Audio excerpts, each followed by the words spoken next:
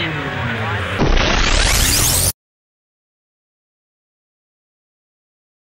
pouvez nous dire, Josias, qui est le secrétaire départemental de Paris de SGP. Pourquoi vous manifestez aujourd'hui? Nous manifestons parce que les retraites des policiers sont largement en danger avec le projet du gouvernement. Nous n'avons pas un métier comme les autres. Nous sommes exposés à longueur d'année, toute l'année, dans nos familles, dans notre vie privée, au travail. Et là, on nous annonce que notre retraite est largement en danger, nous ne pouvons pas l'accepter.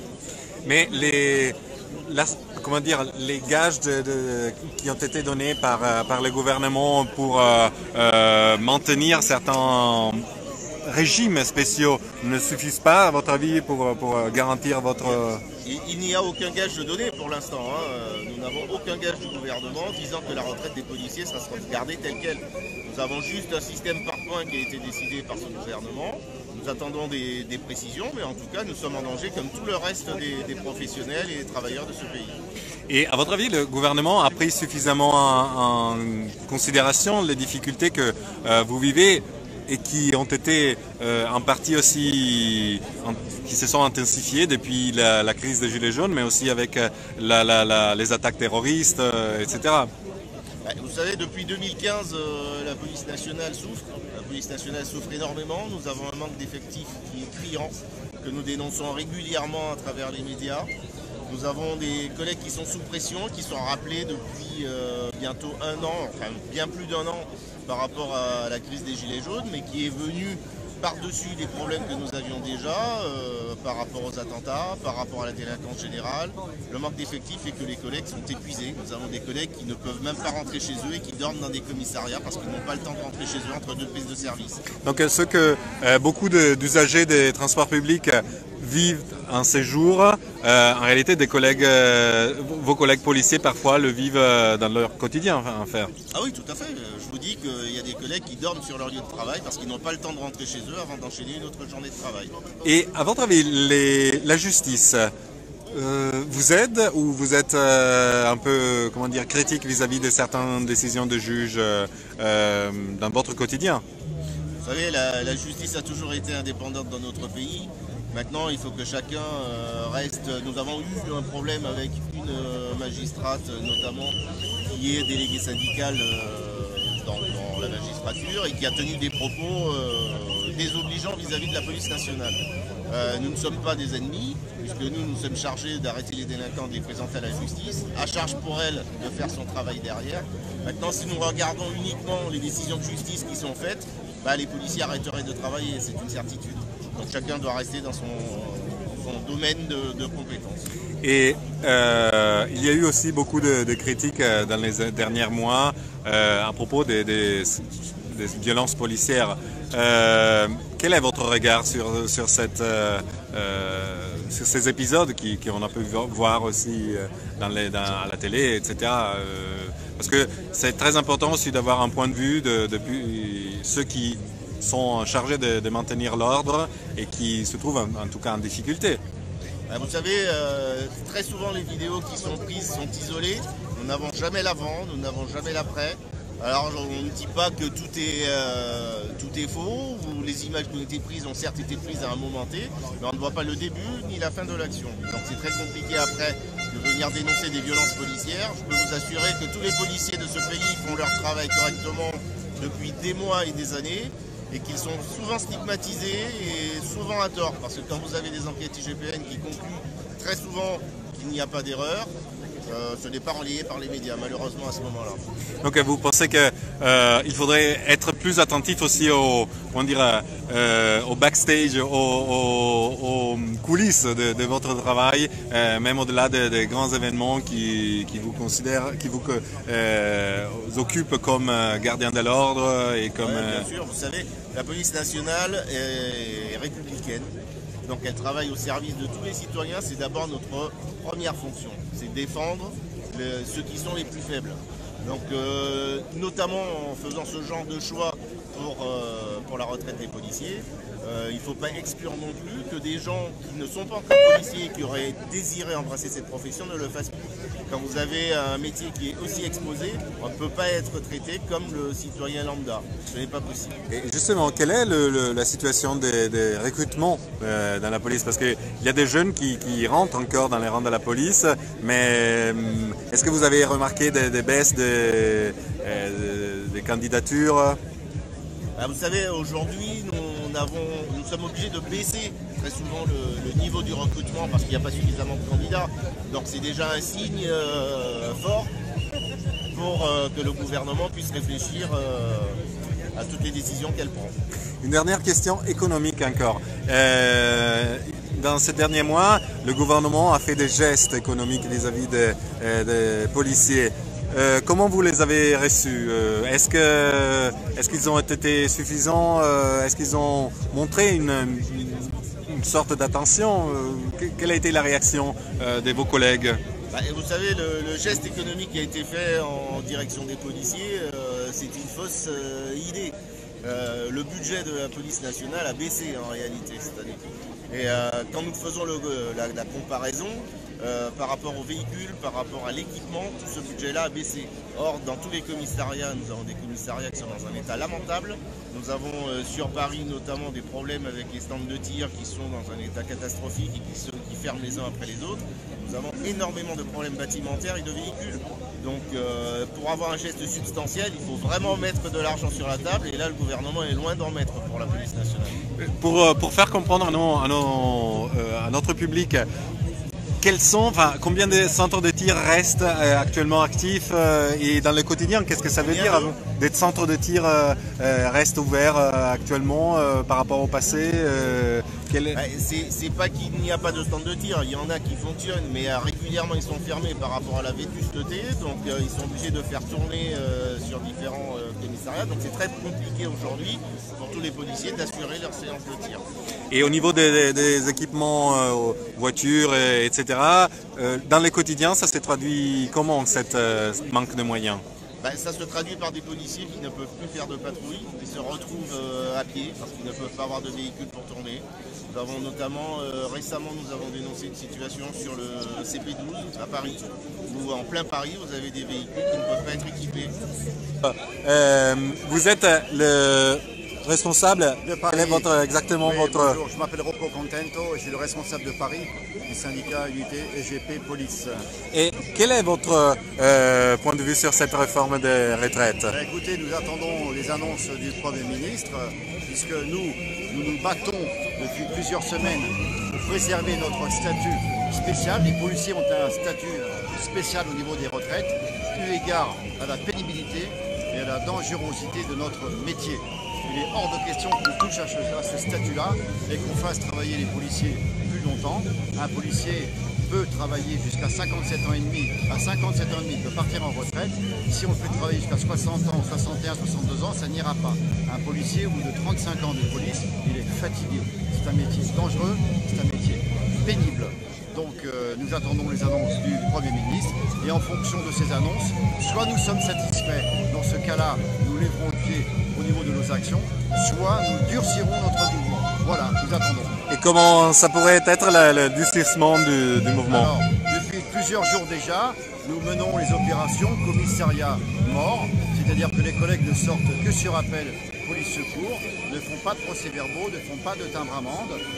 Si jamais nous ne sommes pas entendus, l'action pourrait être encore beaucoup plus dure, à savoir dans l'éventualité peut-être de ne pas sécuriser les manifestations, que les compagnies républicaines de sécurité mettent le sac à terre et ne travaillent pas. Nous sommes des policiers républicains, nous respectons l'ordre, mais là c'est notre statut qui est menacé et nous n'aurons pas d'état d'âme à nous diriger vers un blackout. Et donc cela pourrait coûter beaucoup à la collectivité, entre guillemets, dans le sens que le fait de ne pas faire des amendes, etc. aussi oui, a un impact. Vous savez, c'est une bonne tactique, hein. On tape l'État au portefeuille, excusez-moi de parler comme ça, puisque la police aussi génère de l'argent pour l'État. Mais voilà, nous sommes en dessous des matricules, il y a des êtres humains qui ont des vies de famille. On ne voit pas beaucoup nos femmes et nos enfants parce que nous travaillons tout le temps. Nous sommes rappelés, même le week-end, sur les repos pour les manifestations Gilets jaunes. C'est très compliqué pour la vie de famille. Et justement, quel est votre regard un an après, plus d'un an après le début de des contestations de Gilets jaunes? C'est vrai que nous avons vu quand même que le nombre de manifestants Gilets jaunes est beaucoup moins important que ce qu'on a pu voir l'année dernière. On a eu des manifestations terribles au 1er décembre, au 24 novembre 2018, où l'État était menacé et la police a sauvé la République, des maintiens de l'ordre très durs. Donc nous pensons que malheureusement c'est un mouvement qui est dans la durée. Il y a une contestation sociale immense dans ce pays. Et je le dis, nous sommes dans une crise politique. Ce n'est pas la police et la gendarmerie de la dénouer, c'est au gouvernement. Donc nous attendons. Et à votre avis, on est proche d'une convergence de lutte? Alors, la convergence des luttes, elle existe déjà. Vous savez, le policier, lui, subit la crise à titre professionnel, puisque nous sommes confrontés à toute la misère du monde, nous sommes confrontés à toute la violence contre les forces de l'ordre, mais aussi nous subissons la crise à titre personnel. Un policier aussi, il a des factures à payer, le plein d'essence à faire, il faut qu'il puisse se loger. Et un policier qui arrive à Paris, il gagne 1 600 € par mois, il doit trouver un appartement, il est obligé de se loger des fois à 100 km de Paris, c'est très compliqué pour lui aussi. Donc oui, convergence des luttes, exactement, oui, nous y sommes. Quelle est votre réaction après les mots du Premier ministre? La réaction, c'est qu'il n'y a strictement eu aucune annonce de nature à rassurer les policiers. C'est clairement une annonce qui ne sert à rien. C'est-à-dire que nous ne sommes pas du tout rassurés par rapport à ce que le projet gouvernemental pourrait se mettre en place. La réalité, c'est que les policiers attendent deux choses. Premièrement, le maintien de leur statut spécial au regard de la dangerosité du métier de policier et notamment du risque létal. Plusieurs policiers sont récemment décédés en service et hors service, notamment dans le cadre des attentats de Magnanville. Et donc, rien que pour cela, on doit préserver notre statut spécial. Et la deuxième chose, c'est qu'on veut scinder certaines missions. Il y aurait a priori des missions qui seraient considérées à risque et d'autres non. Ça, on ne veut pas en entendre parler parce que la mission des policiers, elle est justement réversible et on souhaite être soudés de ce point de vue-là, puisque de toutes les façons, vous pouvez un jour être dans un bureau et demain face aux gilets jaunes et demain face à un terroriste. Donc, pour nous, là, il n'y a rien de précis et donc, forcément, les actions vont se durcir et on va continuer à tenter d'enrayer le système en faisant en sorte que les collègues fassent tout simplement plus de prévention que de répression. Il y a aujourd'hui des enjeux majeurs dans le cadre du maintien de l'ordre. Nos collègues qui gèrent le maintien de l'ordre, on va faire en sorte de gripper le système. Et voilà, vous avez tout simplement la vision globale de comment on va faire en sorte que nos policiers grippent les fonctions, grippent le système. Concrètement, ça veut dire que dans le quotidien, qu'est-ce qu'il peut changer? Quotidiennement, ça veut simplement dire qu'on va répondre uniquement aux appels d'urgence et aux appels à l'aide ou aux appels au secours. Tout ce qui est prise d'initiative, on ne le fera plus. Tout ce qui est susceptible d'alimenter les statistiques, on ne le fera plus. Donc ça veut dire qu'on fait de la prévention et la répression uniquement quand nous y sommes obligés. Et donc les mots sur le maintien de certaines spécificités de votre statut, ce qui concerne les retraites, n'ont pas suffi effectivement. Non, là pour l'instant on est à l'image du courrier qui a été envoyé par le ministre de l'Intérieur, c'est-à-dire qu'on n'a aucune garantie pour notre statut spécial. Il plane toujours le fait qu'en fonction de la mission ou en fonction de tel ou tel critère, certains ne pourraient plus obtenir ce statut spécial. Donc à partir de là, ce n'est pas possible pour les policiers. Donc à votre avis, le ministre de l'Intérieur a fait entendre suffisamment la voix des policiers? Non, là je crois qu'il ne nous a pas entendus et d'ailleurs on va demander à être reçu à minima par le Premier ministre. Tant que le Premier ministre ne nous reçoit pas, on ne se contentera pas de ces quelques mots de discours. Vous croyez qu'on est en train d'aller vers la convergence des luttes? La convergence des luttes, j'aime pas cette vision, mais la convergence des policiers, effectivement, pour conserver leur statut spécial, oui. Parce que la convergence des luttes, il faudrait qu'il y ait tous les mêmes intérêts pour chacune des catégories socio-professionnelles. Or, ce n'est pas le cas. Aujourd'hui, les policiers ont un risque létal, peuvent se faire tuer en service et hors service, et ce n'est pas le cas de toutes les catégories socio-professionnelles. Donc, il y a des intérêts communs, certes, mais la convergence des luttes, ce n'est pas quelque chose que j'aime dans son aspect global. Concrètement, une dernière question. Si vous n'avez pas suffisamment de de confirmation dans le sens du maintien de votre statut, les prochains actes des Gilets jaunes pourraient se passer différemment? Ça pourrait effectivement se passer différemment. Il pourrait y avoir des forces de police en moins sur le terrain et ça pourrait largement compliquer la tâche du gouvernement. Alors nous retrouvons encore aussi notre représentant syndical, Thomas Toussaint de l'UNSA Police. Quelle est votre réaction après les mots du Premier ministre? Écoutez, il nous a apporté aucune nouveauté à ce qui a déjà été dit, présenté, et on a reparlé de l'exclusion entre guillemets des fonctionnaires qui ne seraient pas engagés opérationnellement sur le terrain, ce qui sous-entend que les collègues qui travaillent dans les bureaux sur des choses beaucoup moins exposées ne seront pas dans la possibilité d'obtenir la bonification du 1/5. C'est un peu comme dire qu'il y a des policiers de premier niveau et de deuxième niveau. En fait, il différencie effectivement l'exposition du policier, à savoir s'il s'agit d'un policier qui est engagé ou pas au quotidien, sachant que à l'heure actuelle, la bonification se fait sur le plan statutaire et non sur l'aspect missionnel. Toutefois, on constate bien qu'au regard de ce qui se passe, surtout ces derniers jours, ces dernières semaines, le policier, il est policier H24 et que même dans sa vie privée, il peut être atteint. Et il n'y a aucune différenciation qui est faite, à savoir s'il travaille dans un bureau ou s'il est sur le terrain. À votre avis, les événements dont on a entendu parler ces dernières semaines, où des policiers ont été pris pour cible dans leur vie privée, leur domicile, etc., auraient dû faire réagir différemment le gouvernement, aussi au niveau des propositions qui viennent d'être présentées? Effectivement, on aurait pu espérer qu'ils puissent revoir leur copie sur ce point-là. Apparemment, ce n'est pas le cas, puisque le Premier ministre en a reparlé tout à l'heure à l'occasion de son discours. Ce qui est regrettable, c'est que les fonctionnaires de police, c'est encore eux qui payent un lourd tribut. Ils ont été engagés sur des maintiens de l'ordre assez difficiles ces dernières semaines, ces derniers mois, cette dernière année, j'ai envie de dire. Et au-delà de ça, depuis déjà 4 ans, sur les différents théâtres de terrorisme qu'il y a pu y avoir sur la France. Et on voit qu'il y a clairement un manque de considération de tout cet engagement, on n'a aucun retour.